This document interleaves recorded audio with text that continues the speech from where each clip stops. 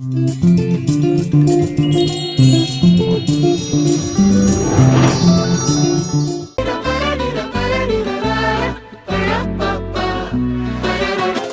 وادخل لصه لصه ومية مية ولا اي حاجه تروح عليا.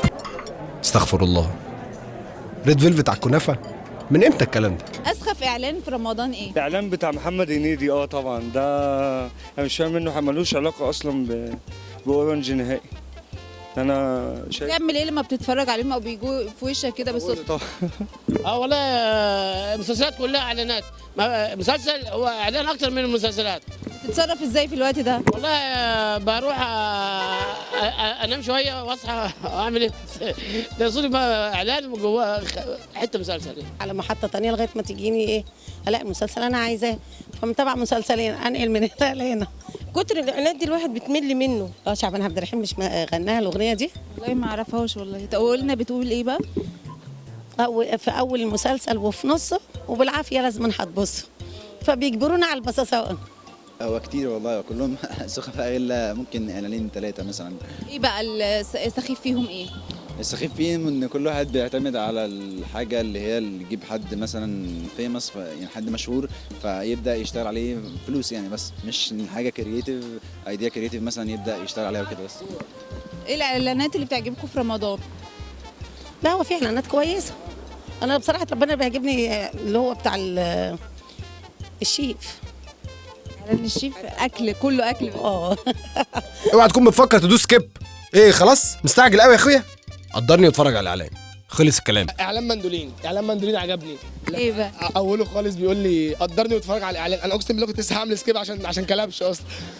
قشطه ساب عليا فاهم، رحت مقدره واتفرجت على الاعلان في الاخر خالص. اتبسطت ان انا قدرته عشان ادالي كلمه حلوه فاهم في الاخر خالص.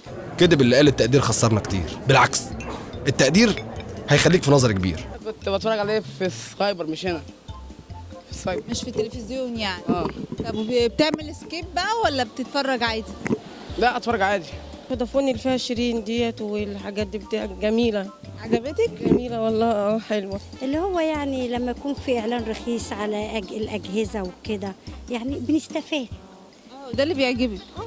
دي حاجه مفيده. مثلا سنتر شاهين، انا لما شفت اعلانه رحت جبت لبنتي منه، كان في حاجات رائعه وجميله جدا. اللي هو مفيش غير كوتونيل. ده اللي عجب عشان الحر ده بس. قلده لنا بقى. كوتونيل انا احب كوتونيل. يلا سلام عليكم. احلى اعلان بتاع فودافون. بيقول ايه بقى؟ لا مش فاكر، ما بغنيش انا صايم. ليه انت بتتكلم؟ هو اصلا الاغاني ايه؟ كلمات جنب بعضها بموسيقى، مش علاقه بالصيام. والله احمد عبد الله يقول لك انا مش عايز تفطر احمد عبد الله، مش عايز تفطر نفسك؟ هو ممكن يكون فاطر. هي دي جدعنة ابن النادي. ابن النادي. ماله؟ عائله هنيدي.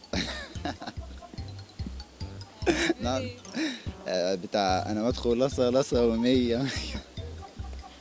مستشفى 500 ده كان كويس جدا.